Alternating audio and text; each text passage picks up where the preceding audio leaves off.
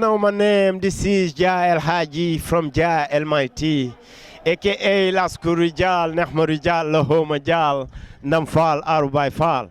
Red Black, plus connu sous le nom de toi-même, tu sais, you know the deal, represent Hip Hop Galsen for life. Ouais, mais c'est possible, hein, parce que c'est une fierté d'être ami avec un président de la République.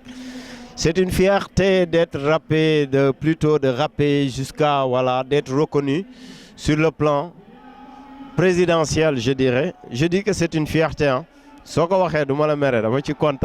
Et voilà, donc que tu sois avec le pouvoir, que tu ne sois pas avec le pouvoir, la crédibilité de la personne, c'est de dire la vérité. C'est de voir la vérité et de dire la vérité. Donc je pense que c'est ce qui fait plutôt la crédibilité d'une personne et plutôt pas la crédibilité d'un rappeur. Mais nit ki li def mom crédibilité.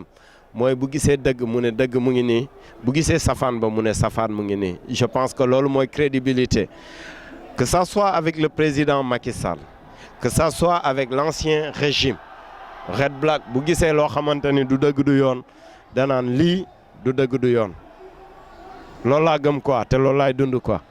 Man avant may wax wi j'avais dit en quelque sorte dige bor la j'avais dit au président de la République que nous avons combattu l'ancien régime. Ba tey yow yàlla def nga falu mais bi ngay falu da nga amoon loo waxoon jaam yi ba tax ñu fal la mais loolu taxoon ñu fal la bon waroo ko bàyyi parce que dafa am loo fi diggee woon te diggee yooyu da nga ko war a respecter. Donc bu ñuy ñëw ba naan oui ak non quand je vois que c'est l'intérêt du peuple je dis oui quand je vois que c'est pas l'intérêt du peuple je dis non. Donc ça c'est du Red Black. Il y a rien qui peut me changer. Je suis un rappeur né. Dama judd tey li ma doon rap moo ma ko def te y a rien qui peut me changer hein. Su ma gisee Macky Sall muy def lu dul yoon dama naan ko président attention li ngay def du yoon te donc voilà moi je pense que c'est ça et puis toi-même tu sais moi je suis naturellement comme ça right? Non pas tout à fait hein, parce que nul n'est parfait à part yàlla amul nit ku mën a parfait que ça soit la présidence du Sénégal que ça soit la présidence des États-Unis, personne n'est jamais satisfait. Moi, je ne suis pas encore tout à fait satisfait. Il y a beaucoup de choses qui sont rêvées pour le Sénégal. Il y a beaucoup de choses qui sont rêvées pour le Sénégal. Le Sénégal est le premier pays, ou plutôt l'un des pays les plus développés au monde. Donc, je ne peux pas dire que je suis satisfait. C'est ma carrière. J'ai commencé par la paix en Casamance. Je peux dire que j'ai fait 10 ans, ou plutôt plus de 10 ans d'underground. Aujourd'hui, j'ai fait plus de 10 ans de carrière. Et je poursuis toujours ma carrière. Parce que Red Black est quelqu'un qui existe médiatiquement. C'est quelqu'un qui existe dans le hip-hop galsen. Red Black, c'est une légende. Donc, Gamna Taïdi, ma carrière, je viens juste de commencer. Bien vrai que j'ai fait plus de 10 ans.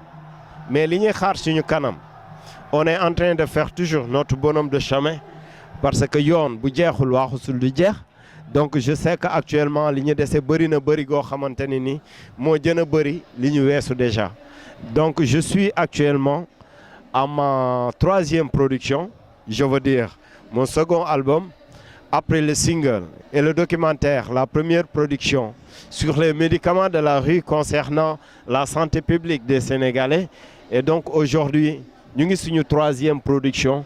Et déjà Red Black, il a fait plus de 3 albums yo xamantani ñu ngi nelaw studio té ñu ngi xaar bëtt bu rafet déjà pour ñu génn suñu 3e production. Soit mu nekk ben album, soit mu nekk 2 albums, soit mu nekk 3 albums. Toi-même tu sais, len lañu gëm moy hip hop bi ñuy def. Liggéey la ñu gëm amuñu dara lu dul hip hop all we got is hip hop rek la ñu am moom la ñu gëm ñu ngi ci nekk ci te will never give up even if we stop bu ñu demee ba arrêté déjà am na suñuy petit frère yu nekk ci ginnaaw te commencé nañ leen a génne commencé nañ leen a defal ay production yoo xamante ni c'est eux qui vont vraiment poursuivre la relève quoi. C'est ça le Red Black. Right? Ça me fait plaisir hein, de parler aujourd'hui Sénégambia parce que Sénégal et Gambie c'est la même famille. Sant yi ngay gis Sénégal, sant yooyu ngay retrouver Gambie. Et du coup, ce qui nous différencie, c'est juste la langue. te cette langue là lu ko indi du dara lu dul le colon mooy tubaab bi nga xamante ni tey moo divisé Afrique mais bu weesoo langue boobu je pense que lépp ñoo ko bokk. Le plaisir du Gambie c'est le plaisir des Sénégalais, le bonheur des Gambiens c'est le bonheur des Sénégalais et le malheur des Gambiens c'est le malheur des Sénégalais. Lu metti Gambie metti Sénégal parce que c'est la même famille. Gambie est dans le Sénégal et donc on ne peut pas parler du Sénégal sans pour autant parler de la Gambie parce que Gambie et Sénégal c'est la même famille. Donc déjà la production bi nga xamante ne nii war na génn dans 2 jours mu nekk côté vidéo son bi déjà génn na il y a 1 an ou 2 ans et que vraiment liggéey nañ ko depuis 2012 tey mu nekk actualité bu mag pour dire que ni c'est juste c'est la famille. Ñun xamoon nañ ni tôt ou tard dina am souci te ñun en tant qu'artiste donc ñun suñu mission mooy ñuy prévenir comme ce qu'on dit hein, on dit que gouverner c'est prévoir mais aussi rapper c'est prévoir parce que nous aussi les rappeurs on ne doit pas toujours se contenter de la situation actuelle mais au moins on doit pouvoir se projeter dans le futur. Boo gisee Yaaya ni mu doon doxalee ak nguuru Sénégal di nga xam ni tôt ou tard dina am souci entre le Sénégal et la Gambie et que ñun en tant que Sénégalais ñun en tant que Sénégambiens nous n'avons pas le droit d'avoir des différends entre ces 2 pays-là parce que bien que la Gambie soit un pays indépendant et que le Sénégal soit aussi un pays indépendant, moi je me dis que toujours on est de la même nation. C'est la même nation. Donc on n'a pas droit à l'erreur. Et en tant que futuristes, nous avons déjà vu cela. Et notre mission aujourd'hui, c'est de prôner la paix, c'est de prôner la paix, c'est de prôner la peace and love à travers tout le Sénégal, à travers toute la Gambia, à travers toute l'Afrique et le monde. Peace and love, Sénégambia. I got love for you. Hi. Je me dis qu'aujourd'hui, c'est la première fois que j'apparais sur votre écran. Mais je me dis que vraiment, awma seen fay parce que aujourd'hui vous avez permis à Red Black ñi ngeen xamante ne nii musuñu xam kan mooy Red Black ñi nga xamante ne nii musuñu gis kan mooy Red Black tey ñu gis Red Black ñu xam Red Black à travers vous. Donc j'ai pas votre paye yàlla mi am seen fay yàlla na leen fay respect man.